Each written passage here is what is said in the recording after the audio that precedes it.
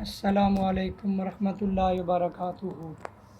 مجھے امید ہے کہ آپ سب لوگ خیریت سے ہوں گے اور اللہ تعالیٰ میں آسانیاں عطا فرمائے اور آسانیاں بانٹنے والا بنائے۔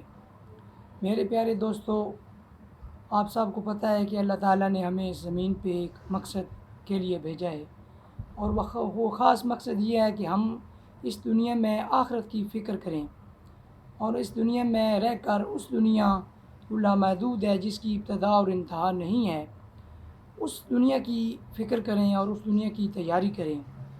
تو اللہ تعالیٰ